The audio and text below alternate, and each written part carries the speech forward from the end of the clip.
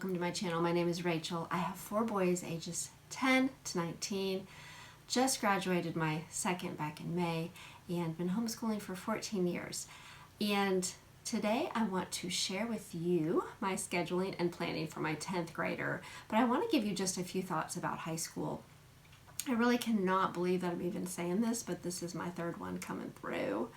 And really just sitting here thinking and scheduling all this out, my thoughts are a little bit different than they were when I had my first one. There was a lot of worries, concerns. Was I doing enough? Was he going to be ready? And I feel those with this one, but not the intensity of it. And I think when I'm planning and looking at the load that he has, that I can feel a little bit more relaxed. Like, it's okay if he doesn't learn everything in the years that he's in school with me, because he will continue to learn as long as there's been a seed planted of a desire to learn. And I pray that that has been done.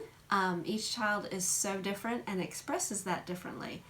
I think we automatically have very high expectations for our children, and especially for our teenagers as they're going through high school. But we do need to be a little bit realistic when we're planning out their schoolwork.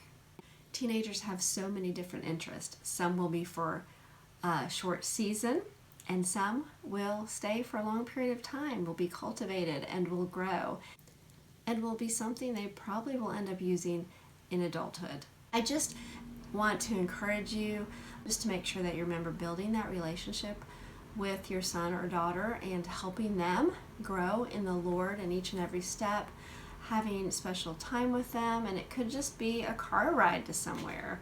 My poor boys get a lot of talks in the car. Maybe something individually that you're taking that child to. Sometimes the younger boys get to listen, but just trying to encourage them in every way I can, giving them scripture, helping them see how God has worked in your life and brought you to where you're at. They have a lot more on their mind than just the schoolwork, and they need help and guidance in so many different areas. So it is exciting to see what is on their mind. And sometimes just having that one-on-one time will open them up to talk to you about different things. And I just encourage you, when they do talk about those different things, that you don't overreact, that you just listen, and because that's what they need someone to listen, and just encourage them and tell them that you'll pray for them and that you are praying for them. Make sure you encourage your teenagers and let them know how much they mean to you and how much you love them.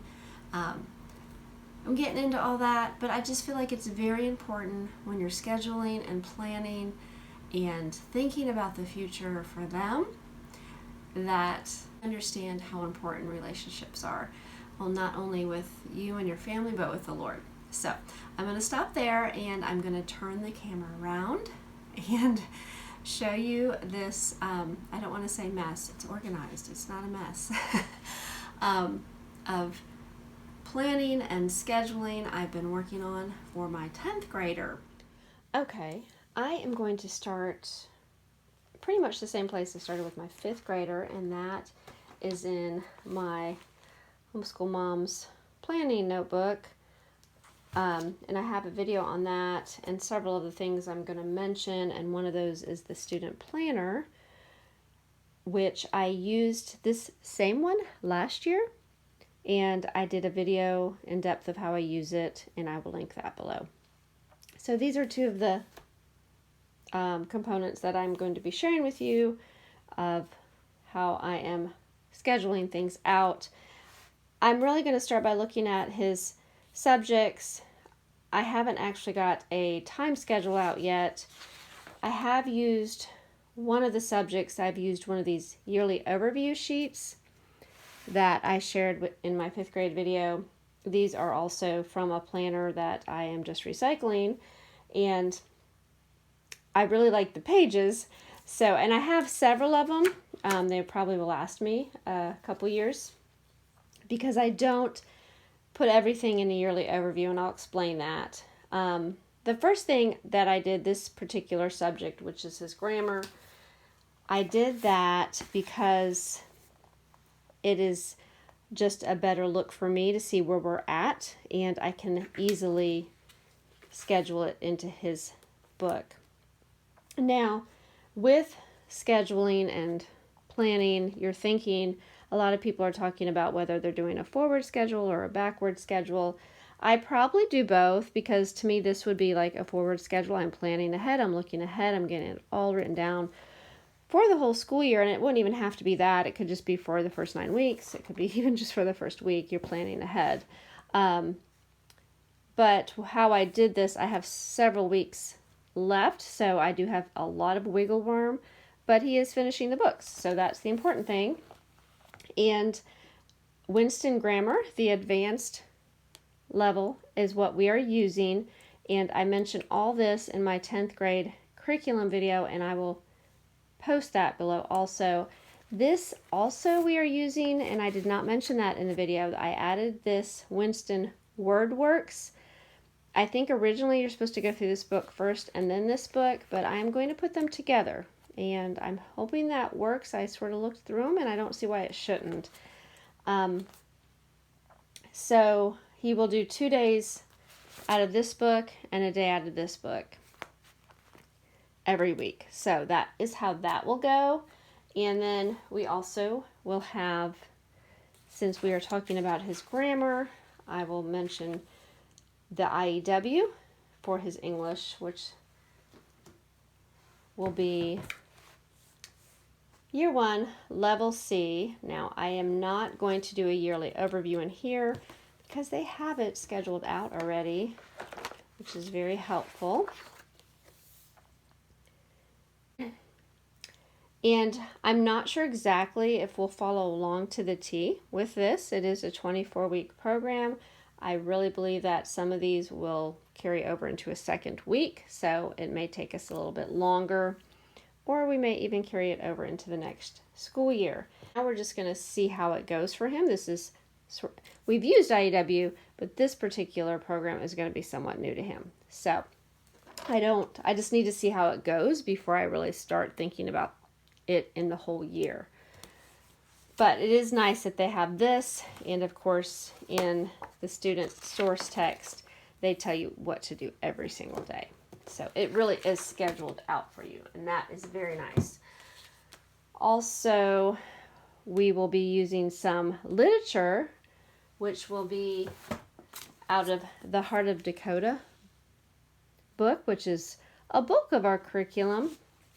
And I printed off some sources from them, which has all the literature books, and I am still deciding on it. I knew there was about 4 or 5 books I definitely want to follow along through here, because they do have a lot of notes for the different books and direct you in a literature study.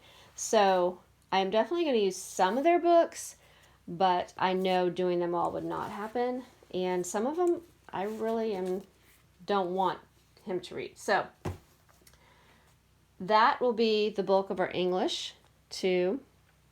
And then science is a little bit like the IEW. It really is laid out for you, and I'll show you that, making sure that you can see. We are using Biology 101 DVDs, and this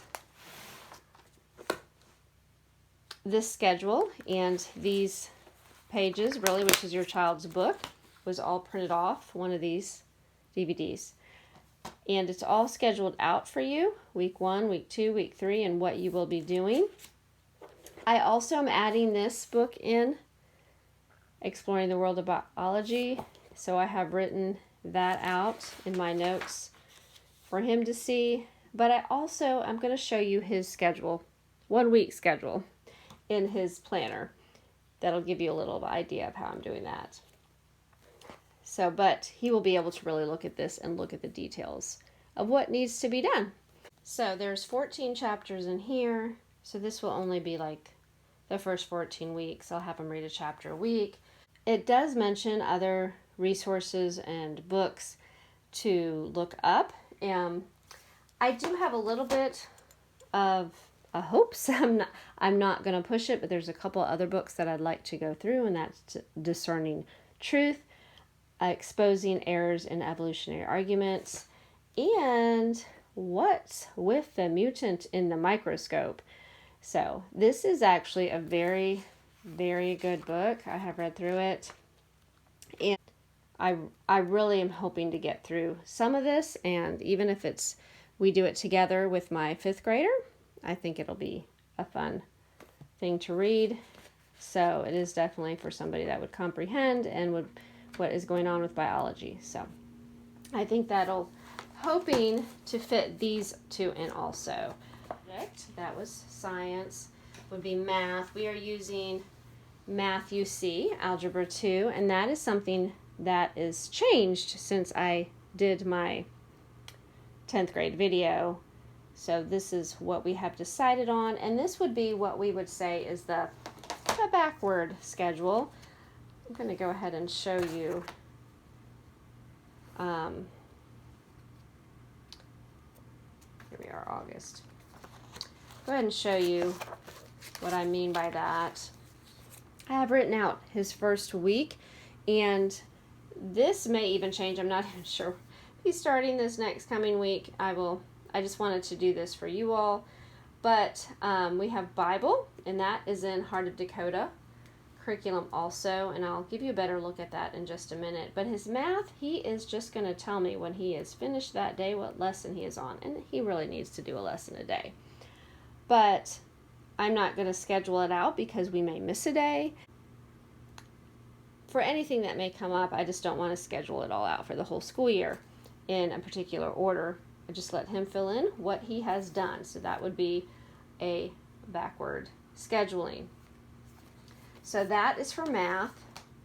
And then we showed you science. And then history, I'm going to mention French. We're going to be using an online ULIT is what we will be using. I have not even signed him up yet. But they give very detailed schedules. I have looked at it very closely, and I know they're going to tell you what to do every single day. So I know that it will be easy to schedule. I probably will do a backward and just have him fill in under French in his notebook what he has done. He also has piano. I went ahead and put that in there. He's usually good at remembering, but it just make sure it's part of his school schedule. So really the last thing would be what we will find in his Heart of Dakota guide. Now with Heart of Dakota curriculum, if you're not familiar with it, you can they have it all set up for you to use history and math and science. They're not using all of their suggestions. So the only thing that we're going to be using out of this book, and I'll show you just lesson 1, and you can look up, I think, a full week of things online, is their history and their Bible and their government. And I have these little boxes marked in orange, so he can go in there and it will tell him exactly what to do that day, what to read, some information. He'll have some history activities, which includes some more reading or a DVD to watch. And government is another subject. He's going to be using a couple different things with that, curriculum-wise. So he has exactly what to do. And then Bible. Now for Bible, I know what I went ahead and wrote down the memory verse, which is part of Heart of Dakota's. And then I just wrote to look in this teacher's book is pretty much what he's going to be doing. All the directions are right here. So he will just check it off here, and he will check it off here for me. And history read, his history activity, and his government. He just has to check it off, and I'll fill that in all the way across. Heart of Dakota is only a 4-day curriculum once you hit the middle school years. So this will just be 4 days a week. So I hope that is clear to you all. I definitely, we have used Heart of Dakota several times over the years. I have several videos. We used it last year. So go ahead and take a look at those. But this is our first time, my first time ever using the high school U.S. history. I've used the world geography, which we did last year. So I'm excited about this, and I will be sharing lots of information on this throughout this coming school year. If you're interested, please subscribe, hit that likes button, hope that would encourage me so much. I will definitely be sharing this and some of the literature we will be going through too, like I mentioned, but we aren't quite there yet. But I will share that with you too also in our journey this coming school year. So we are very excited about that. And this is just one of his weeks scheduled out. It gives you a general idea of how that will work. I do not have a weekly schedule like time-wise yet. I really want to spend some time sitting with him and getting an idea how long each thing will take. So I'm going to have to share that with you a little bit later.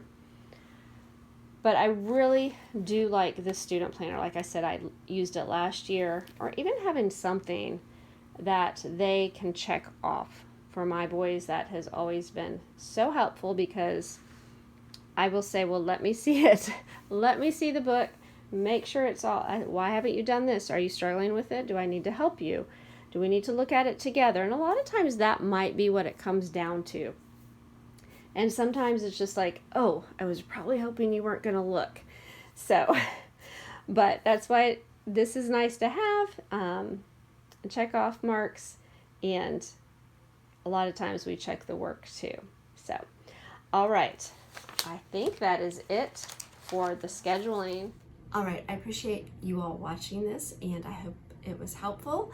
And if you have any questions or would like to see something in more depth, let me know.